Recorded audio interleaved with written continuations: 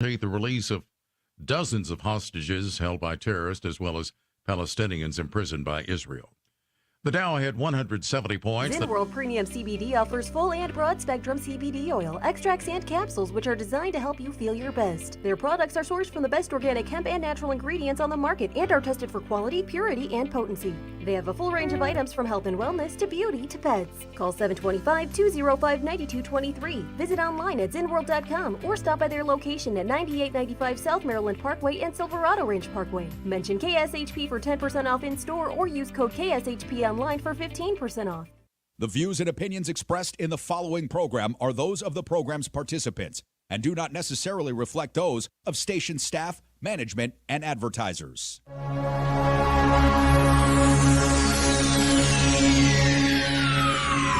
Ladies and gentlemen, may I have your attention, please?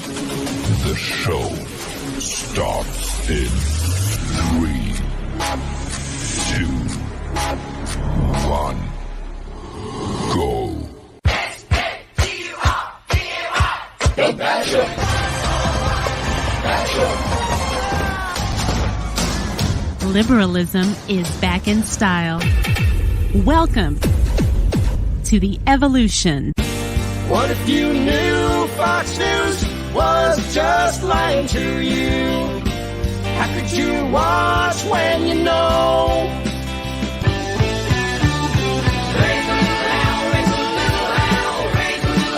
He was voted Variety Entertainer of the Year in the Excellence in the Arts Award and is one of the highest Arbitron, now Nielsen-rated talk radio hosts in Las Vegas. He is also a refreshing voice of logic and reason. Live from the entertainment capital of the world, Doug Basham. Raise a little hell, raise a little hell. I know words, I have the best words. I love the poorly educated. Right under the toilet. And good morning, my fellow wokes and Republican jokes. Thanks for joining me today. My name is Doug Basham, and welcome to the Doug Basham Show right here on KSHP in Las Vegas and on social media, and to a genuine demonstration of excellence in broadcasting. The website is DougBasham.com, last name spelled B as in Bob, A-S-H-A-M as in Mary. DougBasham.com, my email, Doug@DougBasham.com. If you are new to this show, here's what you need to know. My website is all of one page. You'll find the show's logo on top. Underneath it, 12 links to everything associated with this show, including links to all the social media sites on which we both broadcast this show live and archive them. But here's the only one you really need. Click on the YouTube icon. Once there, click on the link that says live. There, you can watch the show live or view the archive shows. 2 clicks, that's it. But while you're on my YouTube page, if you could manage a 3rd click and click on the subscribe link, I would be obliged. 221-7283 is our call-in number here at the station, folks. If you want to talk on the radio in our second half hour, that's 702-221-SAVE, as in save our democracy, our ultimate and only goal in each and every show we do. So for the love of Caleb, whoever he may be, lock him up. Quick note and request, Tony Corelli, if you are listening, please send me an email. I have someone who thoroughly enjoyed your time on the radio with me on Monday and wishes to communicate with you. I know this person, he's cool, he's a friend of this show, and if you're lucky, he'll be a friend to you as well. Bottom line, it's a good thing that he wants to communicate with you. So send me an email. I'll pass your email address on. Again, send it to Doug@DougBasham.com. And speaking of Tony, I don't really have a theme for today. Monday was Meme Monday. Yesterday was Take Back Tuesday. I can tell you that tomorrow will be Take Off Thursday. I learned yesterday the station will be closed for Thanksgiving tomorrow, and I do hope you and yours have a safe and happy one. We'll be doing a replay. Haven't decided which one yet. Probably yesterday, seeing as we didn't take phone calls. Which reminds me, seeing as we didn't take phone calls yesterday, and we won't be able to tomorrow as we won't be here again because it's Thanksgiving, we can devote pretty much the entire second half hour to phone calls if you'd like. And speaking of Thanksgiving, it is time to count your blessings one by one as each relative goes home. And I'm reminded of the man who walked into the house with a turkey under his arm. He walks up to his wife and says, "This is the pig I've been having sex with." His wife says, "That's a turkey." And the man says, "I wasn't talking to you." And you know how I'm sorry. I don't know what. It's not like it's the first time I told that joke. You know what? It's Justin's reaction. That's what it is. Anyhow, you know how Thanksgiving dinner is like a married couple having sex? After it's over, Dad falls asleep and leaves Mom to clean up. And you know how you can tell if your Thanksgiving turkey is a male or female? The female turkey costs 83 cents for every $1 the male turkeys cost. And did you hear what Thanksgiving and hip-hop have in common? They were both started by people of color and then adopted and ruined by white people. And you know how you can tell the difference between a Thanksgiving turkey and a child? If it makes a noise when you stick a knife in it, it's probably not a turkey. I remember one year as a kid, I shot my first turkey for Thanksgiving. Scare the living bejesus out of everyone in the grocery store. Another year, we thought it'd be a good idea to get a turkey a year in advance and feed it generously for the next Thanksgiving. Only problem was, by the time Thanksgiving came, we thought of the turkey as a pet, so we ate the dog instead. I'm kidding. It was the cat. And you know why we do eat turkey on Thanksgiving? Because most dogs won't fit in the oven. And you know how many cooks it takes to stuff a turkey? Only one, but you really have to squeeze them in there. And apparently the Kardashians are looking forward to Thanksgiving. Both Khloe and Kim were overheard saying they were looking forward to some dark meat. And finally, a man calls his adult daughter the day before Thanksgiving and tells her the bad news. He and his wife are getting a divorce. She says, "But why, Dad? What happened?" Her father said, "I've been miserable for years and I just can't take it anymore. I've packed my bags and I'm leaving tonight." The daughter said, "Wait, Dad, don't do anything drastic. I'll call my brother. We'll both fly out as soon as we can and we can all talk. Can you at least wait until tomorrow?" Her father said, "Okay, but get here as soon as you can." The call ends and the husband says to his wife, "Honey, great news. The kids are coming for Thanksgiving and they're paying their own airfare." Yesterday, we addressed the new tape of Donald Trump, courtesy of ABC's Jonathan Karl, which was just part of a lengthy interview he had with Trump as research for his new book released last Tuesday titled "Tired of Winning, Donald Trump and the End of the Grand Old Party." This interview was conducted way back in March of 2021, just 2 months after the January 6th insurrection. It wasn't a lengthy clip, but we broke it down and analyzed the living heck out of it. Here's that short clip, uninterrupted. But if you look at the real size of that crowd, it was never reported correctly. It's the biggest crowd I've ever spoken in front of by far. Really? By far. That went down to that went back to the Washington Monument. You told them you were going to go up to the Capitol. Were you just... I was going to, and the Secret Service said, "You can't." And then by the time I would have, and then when I got back, I wanted to go back. I was thinking about going back during the problem to stop the problem, doing it myself. Secret Service didn't like that idea too much. So what? And I could have done that, and you know what? I would have been very well received. Don't forget, the people that went to Washington that day, in my opinion, they went because they thought the election was rigged. That's why they went.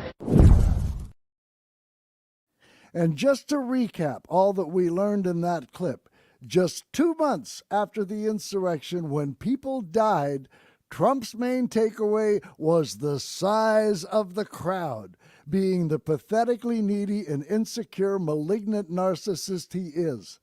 Second, we learned that Trump told Carl that he actually wanted to go back to the Capitol and stop the insurrection, although he did his illiterate best to downplay it and called it a problem. He lied. He absolutely did not want to go back and stop it, even though he was begged to do so by his staff, his right-wing propaganda hate media, and his family. He gleefully watched it on TV and orgasmically enjoyed it. We then addressed Trump calling it a problem and not an insurrection, and we discussed the Colorado judge's ruling that was designed to keep Trump off the ballot. Let me read you just 2 sentences from her 102-page ruling. Number 1, quote, "The court further concludes that the events on and around January 6, 2021 easily satisfy the definition of insurrection," end quote. Number 2, quote, "The court concludes based on its findings of fact and the applicable law detailed above that Trump incited an insurrection on January the 6th, 2021, and therefore engaged in insurrection within the meaning of Section 3 of the 14th Amendment," end quote. And this gets into the issue of factual findings and legal findings. In this case, Judge Wallace's factual finding was that Trump indeed engaged in insurrection. Her legal finding, however, was that it didn't keep him off the ballot. And why does this matter? Because both parties have appealed this decision. The plaintiffs have appealed her decision to keep him on the ballot. The Trump defense has appealed the judge finding Trump engaged in insurrection.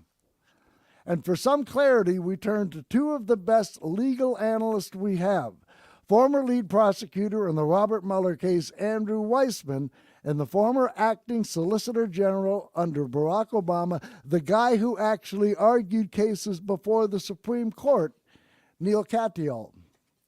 First, Andrew Weissman. And the reason I really like this clip is because Andrew repeats something from the judge's finding that I have been featuring in my clip of Trump on January 6th. Namely, when you catch somebody in a fraud, you're allowed to go by different rules. Thank you, Andrew. So, Andrew, we always know what you think because you are very prolific on Twitter. But I wanted to ask you, last night at a rally, Donald Trump basically said this is a gigantic victory, essentially, a court victory for him. What did you think when you read that ruling? Well, that's a lot like his saying that after an impeachment, he was exonerated, or right? the Mueller report exonerated him. I mean, so look, that's his spin. I do think there's a factual component to this ruling and a legal component. Yeah. It's great that you're focusing on the sort of misleading headlines. The factual component is not just the bottom line that you read where the judge says, I find that he incited, but she goes through a litany of his history of violent rhetoric. And let me just give you one example from the ellipse, which I think many people had not focused on, was the judge said, this is from Donald Trump's exact words, when you catch somebody in a fraud, you're allowed to go by very different rules. And then he talked about fighting over and over and over again.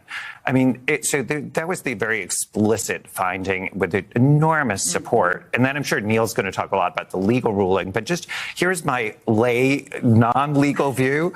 The idea that people passed this part of the Constitution saying, if you engage in insurrection, you cannot hold any office except the presidency seems crazy. It doesn't make sense at all.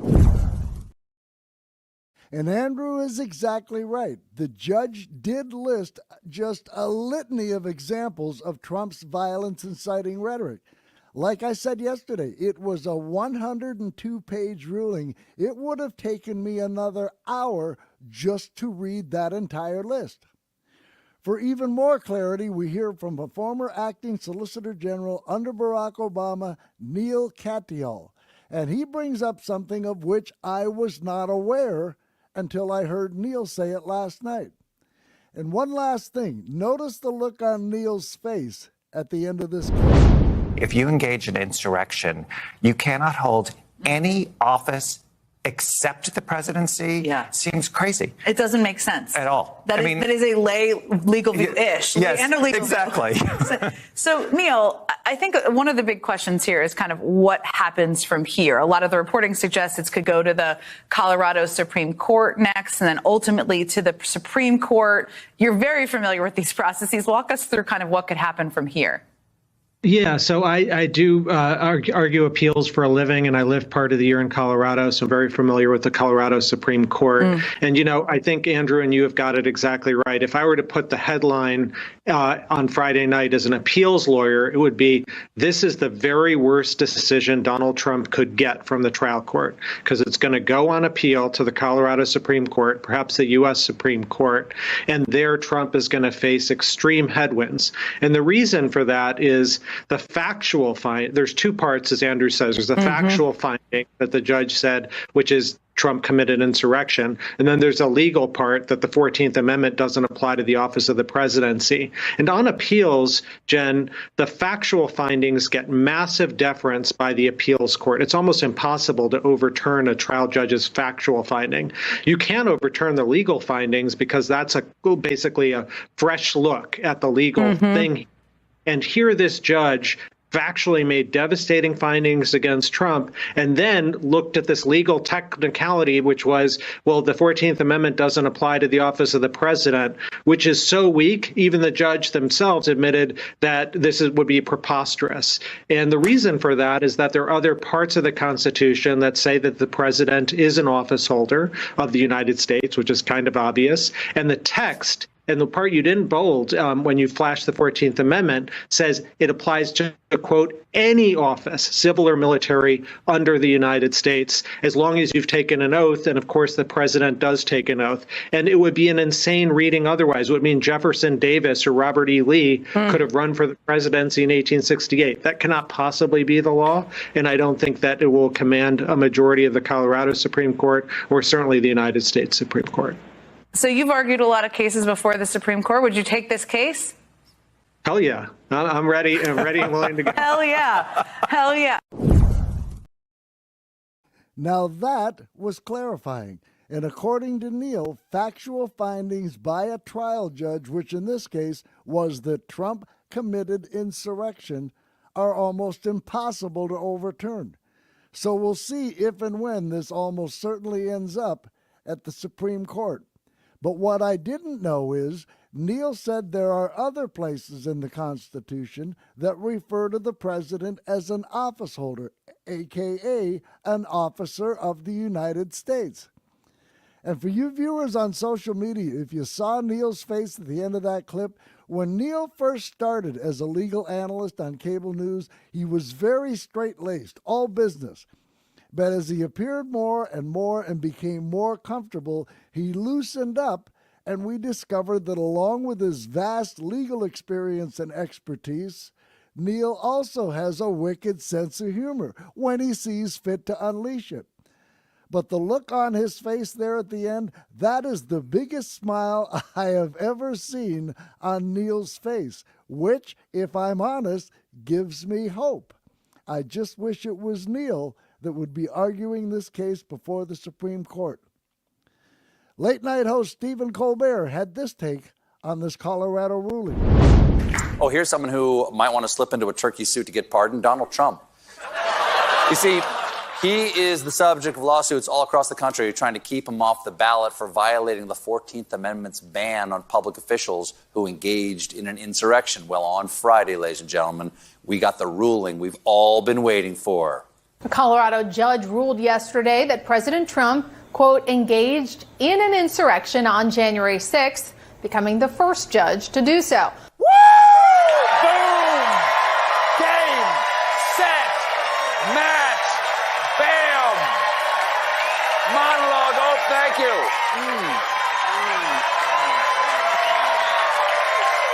I'm off to Cabo, baby. What's that? I'm sorry, I'm being told there's more to that news report? but she will allow him to remain on the state's primary ballot.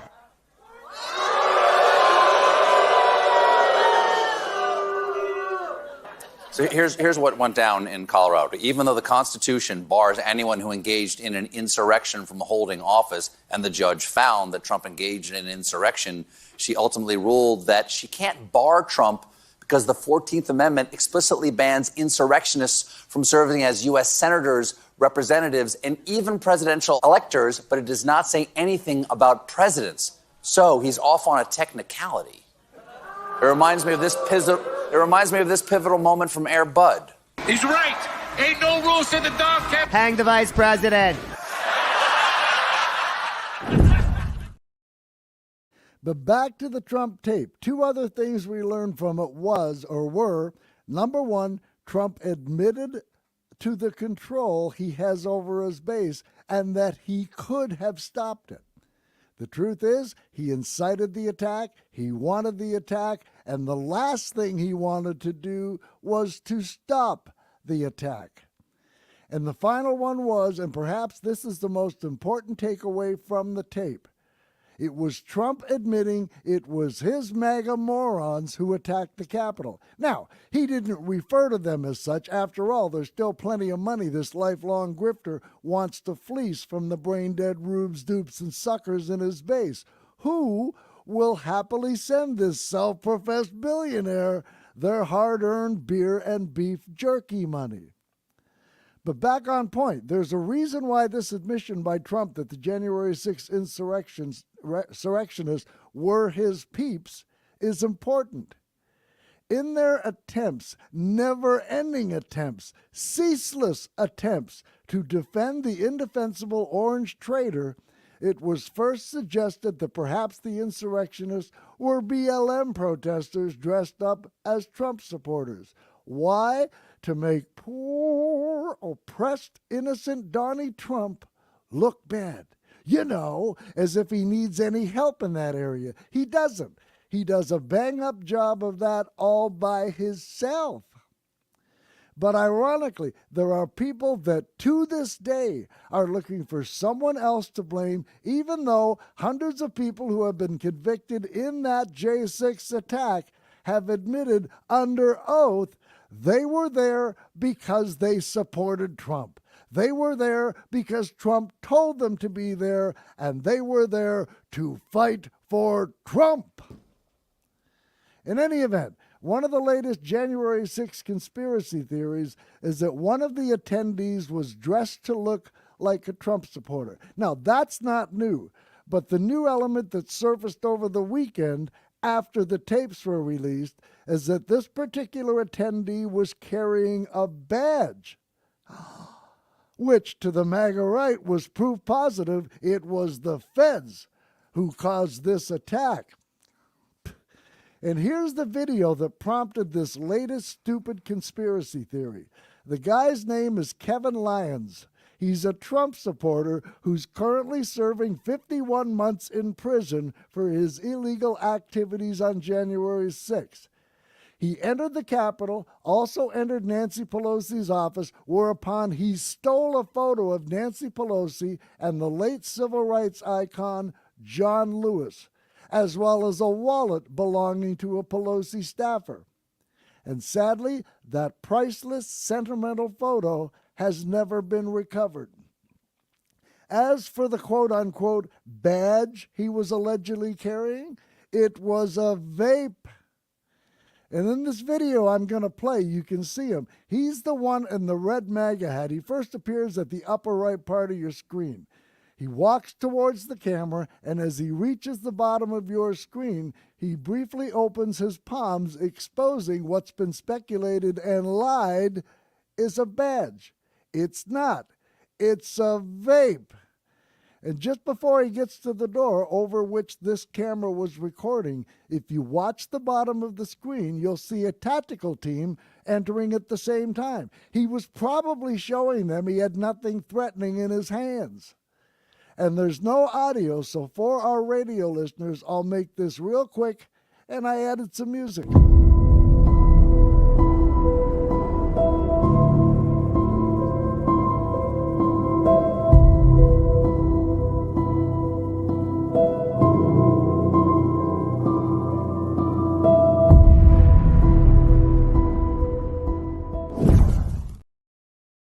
Again, that was a vape in his hand, not a badge.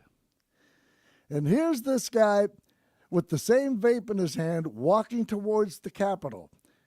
And here he is inside Nancy Pelosi's office before he steals the picture. He's the guy holding his cell phone up to take a picture. And in this next photo, he's posing with the picture he stole from Nancy Pelosi's office. When he was inside the Capitol, Lyons screamed at officers, calling them effing Nazi bastards and the SS. At his sentencing, Judge Beryl Howell said it was absurd that Lyons joined the mob in heckling officers, calling what he did, given that the attack on the U.S. Capitol was, quote, about the most fascistic thing I've seen, end quote. Judge Howell also said, quote, it was the mob that was more like the Nazis and the fascists that day, end quote.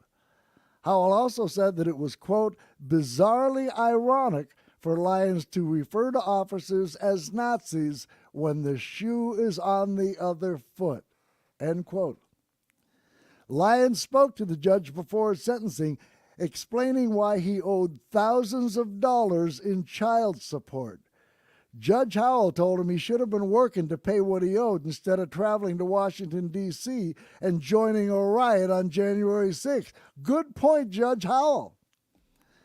Lyons said he had a lot of shame for what he did during the Capitol attack. He said, quote, I'm a pretty eccentric person, you might be able to tell. I let the crowd and the mob and stuff kind of take over me. It's insane. I can't believe it. I'm an idiot. I realize that. I don't know what came over to me. I apologize to you, the country, and my family, end quote. He also said he was sorry for the impact his crimes had on his 16 and 13-year-old sons. So there's the MAGA rights fed with the badge who incited the attack on the Capitol, one of their very own, a card-carrying member of Trump's brain-dead MAGA cult base. Case closed, right? For some, yes. But here's a tweet from right-wing propaganda hate media figure Benny Johnson, from whom we'll hear more in just a bit. He's spreading the badge conspiracy. He tweeted, quote, an undercover federal agent with a badge fully disguised as a supporter inside the U.S. Capitol on January 6th. January 6th was a Fed setup. All J6ers should be released on grounds of entrapment, end quote. And of course, our past two-time winner of the Doug Basham Dumbass of the Day Award had to step right in it again, putting one of her feet with only 4 toes in her mouth. Marjorie Trader Trash 8 Toes Green. And by the way, if you're wondering why I add 8 toes to my chosen moniker for MTG, a while back, she and Matt Jailbait Gates did a national tour, and one event they participated in took place on a beach. Marjorie decided to go barefoot, which would normally be an understandable decision when you're on the beach. But when your feet look like MTGs, it's just not a good decision. Some erstwhile photographers snapped a photo of the two, and then online sleuths did their thing. They noticed something odd about her and proceeded to zoom in on her feet. This was the result. Now, I'm sure there's 2 little toes squeezed in there somewhere, but for the life of me, I can't see them. And how often are somebody's big toes shorter than all the others? I mean, these are just some nasty protuberances to which the public should never be exposed. Ever. But back on point, never one to miss an opportunity to demonstrate her profound stupidity. In a tweet on Tuesday, MTG posted about this guy with the badge until it was debunked. Then she edited her tweet, deleted the sentence about the badge, but still called on the new QOP House Speaker Mike Johnson to create a new January 6th Select Committee. She called for every member of the J6 committee, Nancy Pelosi, the FBI, the DOJ, the D.C. and Capitol Hill police, all January 6 witnesses, all of whom she claims lied, even though they were under oath. MTG called for all of the aforementioned to be subpoenaed. And then she said the quiet part out loud. She said, quote, criminal referrals must be written and prosecutions must happen under a Trump DOJ, end quote. And then she added, quote, I've said it all along. MAGA did not do this, end quote. Yeah, Marjorie, you have said it all along. You've been an idiot all along. You've been a liar all along. And now we have your orange messiah on tape back in March of 2021 admitting it was indeed MAGA. Oh, and one last thing on MTG. She has a new book which comes out today, which is titled simply MTG. I assume Marjorie Trader Trash 8 Toes Green was too big for the cover. But get this self-proclaimed America First MAGA wench had her book printed in Canada. And get this too, Green's Canadian printed book is produced by Winning Team Publishing, a firm co-founded by Donald Trump Jr., which has also put out books by his father and Carrie Lake, the Arizona U.S. Senate candidate and election denier. Oh, and the book by the Orange Trader, Letters to Trump, it says right on the book that it was proudly printed in the United States. It wasn't. There is absolutely nothing, repeat, nothing, about which these shameless charlatans won't lie. But yeah, let's make him the president for another 4 years, shall we? Idiots. But back to our recap from yesterday. We also heard clips from one Scott Gessler, one of Trump's attorneys, who lied. We also heard from one Mike Davis, who lied. And this is the schlub that some on the right are saying and actually hoping is a front runner to be Trump's new attorney general should the American people fail even worse in 2024 than they did in 2016. Well, lo and behold, last night I uncovered another clip from this Mike Davis clown. He was appearing on a show hosted by the aforementioned right-wing propaganda hate media host Benny Johnson, who calls his show The Benny Show. And I gotta say, this Benny Johnson is as big a tool as this Mike Johnson. As you watch, see if you agree with me. He sits there and giggles like a toddler who just had his first bowel movement on a potty. This is also a guy who actually blamed Kamala Harris for the cocaine that was found in the White House. And in this clip, this Mike Davis lets it be known he plans on putting migrant children in cages. But that's not all. You'll hear what else he says. And by the way, that includes children who are American citizens. He, of course, uses the pejorative anchor babies. And as you listen to these two inglorious, shameless tools, ask yourself if you can honestly see this Mike Davis being the Attorney General in a democracy. And if you can't, there's a reason for that. And that reason is Donald Trump has no plans whatsoever of presiding over a democracy. None. Mike, I've never called for lava to rain down from the heavens. But maybe upon Washington, D.C., would you be that sweet red hot lava for us? I've never been called sweet, and you call me Sweet Ginger. So I think I meant Ben. During my 3-week reign of terror as Trump acting attorney general, before I get chased out of town with my Trump pardon, I will rain hell on Washington, D.C.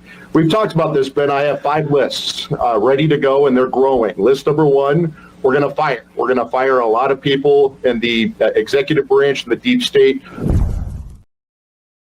And there's your first red flag, that this Mike Davis is nothing but a mindless tool and fool. Deep state. a made-up term to make it look like some shadowy underground government is behind all the other made-up lies the right-wing propaganda hate media spews, designed to destroy people's confidence in their government.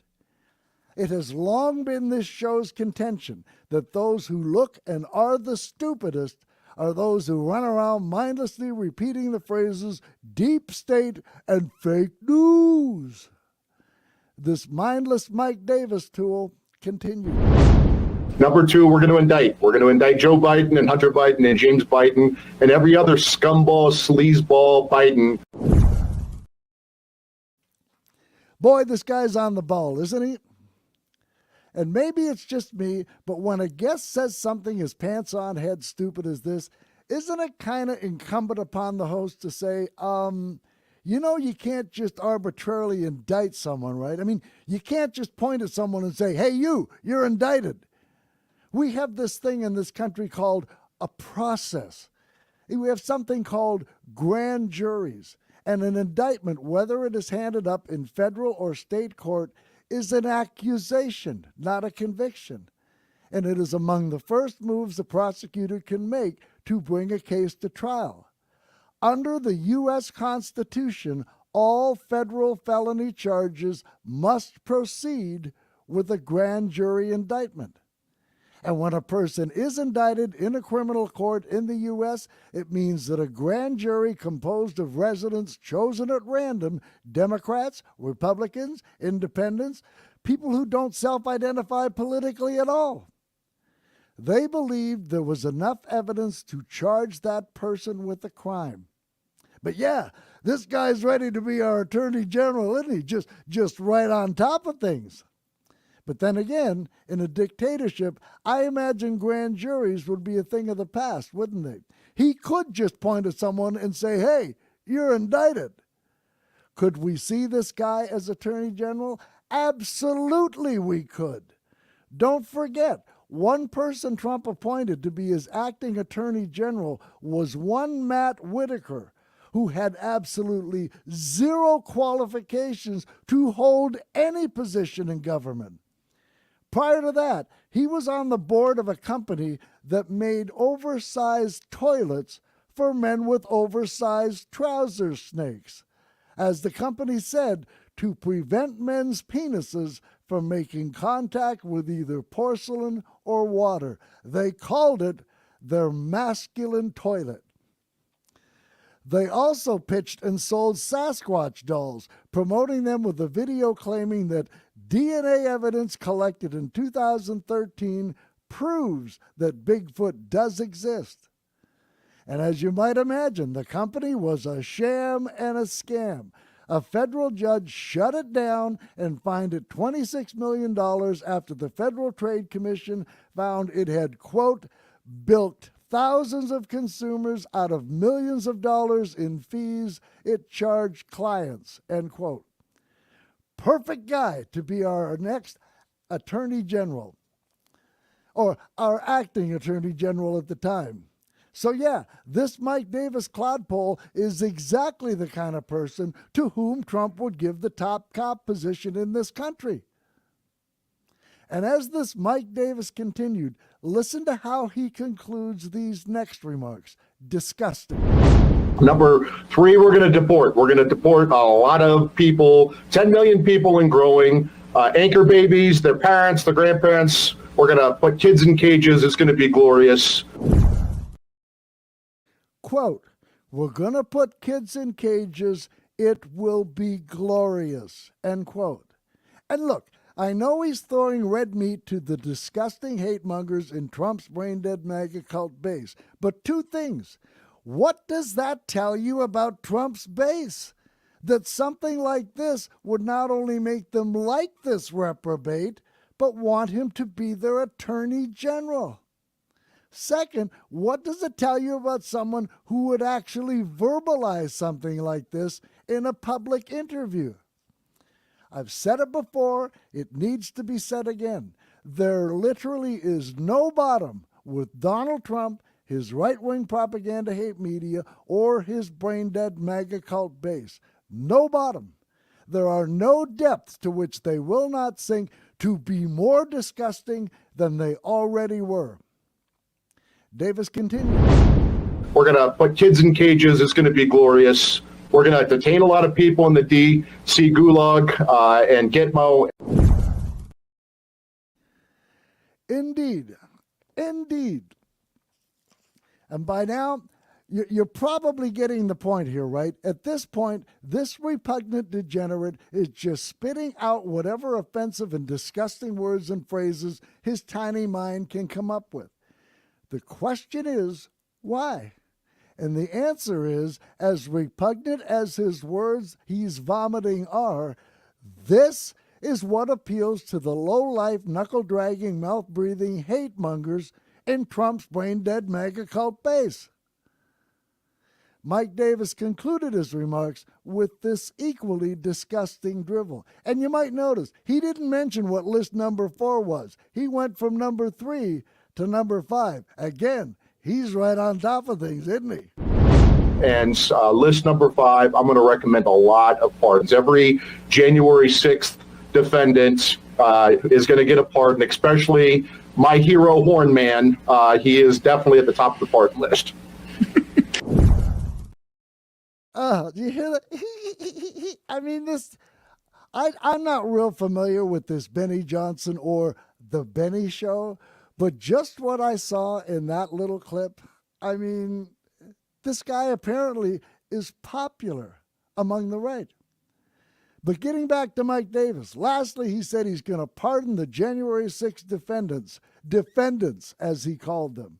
First, the Attorney General can't pardon anyone, but seeing as that's also a promise the Orange Trader has made, we'll let that slide. But what you just saw and heard perfectly encapsulates the entirety of today's QOP and their voters. These two embarrassing clowns you just heard are not in any way, shape, or form serious people. They both are and are both playing to the lowest common denominator of human nature and humanity. And sadly, that's all the QOP base apparently wants. Something that will appeal to their most base and primitive instincts. 221-7283 is our call-in number here at the station, folks. If you want to chat, again, I remind you, the station is closed tomorrow. There will be no show. Therefore, this is the last chance we'll have to chat together before Friday. 702-221-7283, 221-SAVE. But yeah, Trump's base wants the January 6th insurrectionists pardoned. Why? Because Trump and his media has been telling them for almost 3 years that these traitors are patriots. They've been telling them the same thing about the Orange Trader himself. He's a patriot. They want every undocumented immigrant deported. They want children thrown in cages. Why? Because the right-wing propaganda hate media has been scaring them for decades how terrorists are coming into our country. Yeah, to pick lettuce and mow lawns. They want people fired in the mythical deep state. Why? Same reason. The right-wing propaganda hate media who has perpetuated this bogus myth for years now. Same with every person with the last name of Biden. It's the right-wing propaganda hate media, which is why I will now repeat my solution to this heinous anti-American, unpatriotic, and democracy-destroying disease.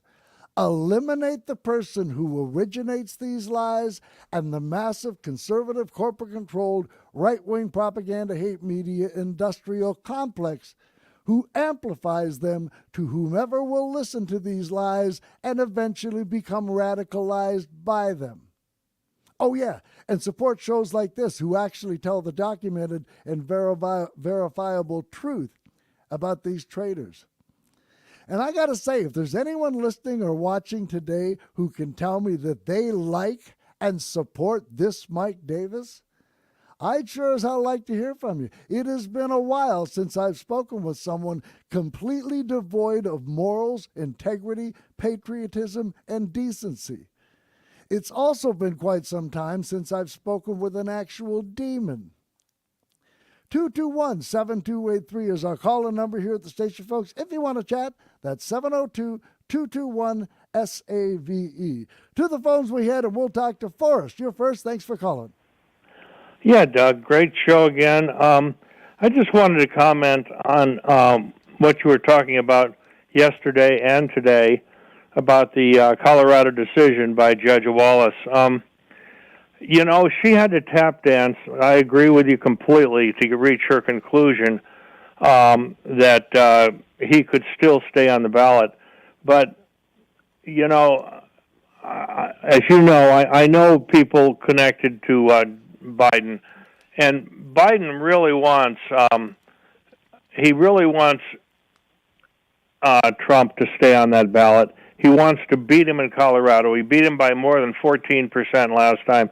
And the same issue is coming up in Oregon right now. And, I know he shouldn't be on there, but if Joe Biden wants him on that ballot because he wants to just clean his clock, then that's where I am, even if it takes a lot of tap dancing to get to that conclusion.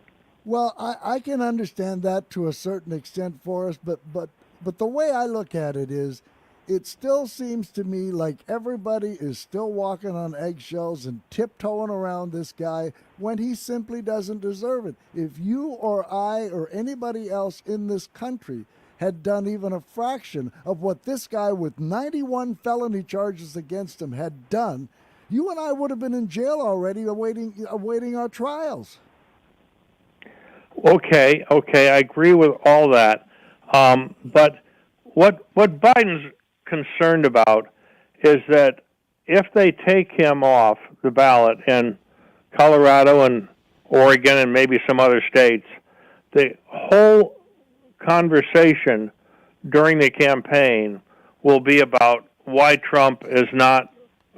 Trump voters can't vote for him in Colorado and Oregon. And Joe wants the whole conversation to be about issues and what Trump stands for and what he stands for and the difference between the two and the difference between how they would operate the country. That's what Joe is hoping for.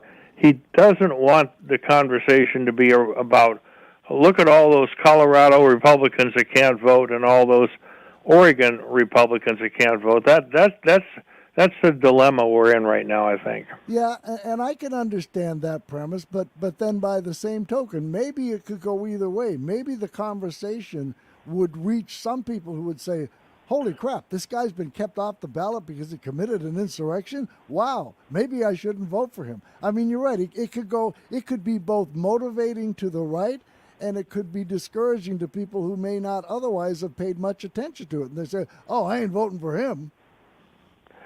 Yeah, it could be, but I tend to go I know Joe Biden, and I know the people around him, and if Joe wants him on the ballot, then I don't look much further than that. I want him on the ballot, even if I'm mistaken and Joe's mistaken. Yeah, and further to your point, Forrest, that Joe wants it to be about issues and policies and not about Trump being kept off the ballot, I agree. That would be a great strategy, except Biden doesn't do that.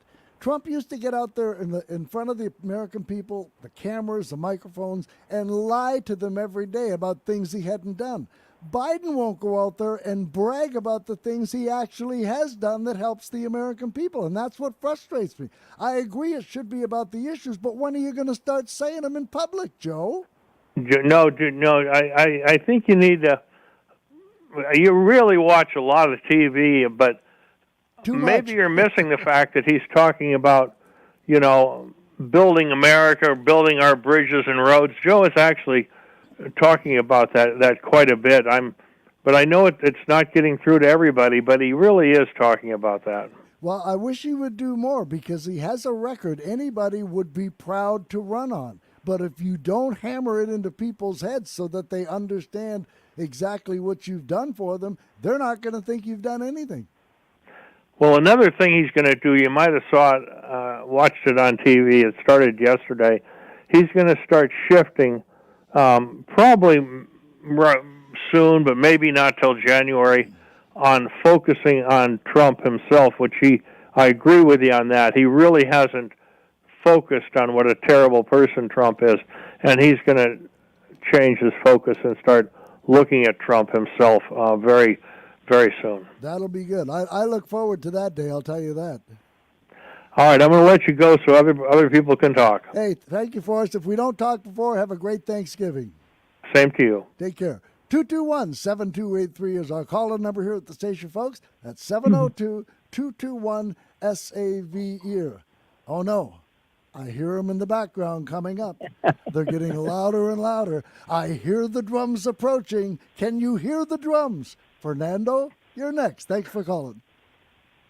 You hear the drums far, far and away coming right at you. Hey, by the way, Fernando, the day after we talked, did you hear me play that little bit from ABBA, the Dancing Queen remix? Yeah, the techno, electronica music. Yeah, I remember that. It was kind of cool, wasn't I remember that dancing in the days back to those songs. Yeah. Anyhow. On a lighter note, Maggie Taylor Greene, I wonder if she gets half off on a pedicure. You think so? She's not hang 10, she's hang 8. Oh, man, Fernando came loaded for bear today. I got tears in my eyes from that first one. She gets half off on the pedicure. No, actually, I would think once the manicurist took a look at her feet, they'd charge her 10 times as much just because they had to actually touch those things. They got to bring out a chisel, a drill, yeah, no kidding. A sander, a grinder. I mean, Fernando, when's the last time you saw someone whose big toe was noticeably shorter than the other 6?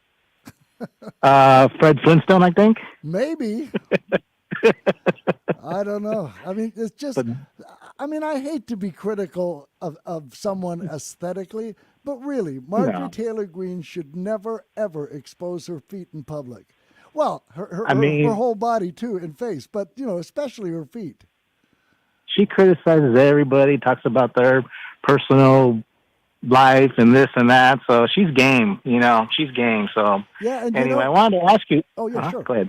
No, you go ahead. What instruments did you play? I started off as a wee squirt taking piano lessons. I took piano lessons for 14 years, got my degree in classical piano, but in high school, I took drums, and I got to the point with them that I got a job teaching them. So I play both. Oh, that's awesome. I'm a multi-instrument player, but not that kind, okay, guys? I play from piccolo, the woodwinds, brass, drums, cymbals, tambourine, all those little gadgets and stuff. So it was a lot of fun. But anyway, I want to wish you guys a happy holiday, Thanksgiving, and to you and Justin, you guys are the greatest. Hey, we appreciate it, Fernando. You take care and have a good Thanksgiving, too. Justin's and my best to you and yours. Thank you. Hey, take care. 221-7283 is our caller number at the station, folks. That's 702-221-SAVE. Back to the phones to go. We'll talk to Big Bad John. You're next. Thanks for calling. Oh, Doug, it's a great day in America when Doug Basham's on the radio.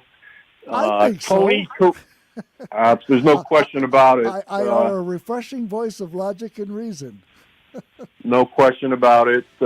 Top 5 in the nation, and we're so lucky to have you in Las Vegas. And hey, Mr. Tony Corelli, don't feel guilty about listening to the great Doug Basham radio show. In fact, pick up the phone and call 5 of your Republican friends and say, hey, there's this guy on the radio. He's intelligent. He's well prepared. And he talks logically and reasonably, and maybe you should listen. I think I think you have an obligation to do that, Tony. How can I argue with such logic, John? It seems flawless to me. Yeah. But hey, Forrest brings up a great point. 2 points. One is if you could guarantee that somebody else, Chris Christie or Haley, would be the Republican nominee and Trump would be eliminated, would you take it? Trump is such a fascist Nazi dictator wannabe. That's you would have to give that some thought, right? I mean, if it meant Biden losing, but Trump would lose also, boy, that's a tough dilemma. Yeah, you're right, John. I don't know. That's a tough. And the other thing is it's about damn time Biden turns his aim towards Trump. You know, that's Trump's whole shtick, is just throw some crap up against the wall and repeat it over and over and over and over again. And it's Hey, John, man. John, I have to interrupt you. Justin just told me I have 10 seconds left, so I got to let you run. We're off tomorrow for Great show. Thanksgiving. We will be back on Friday. See you then.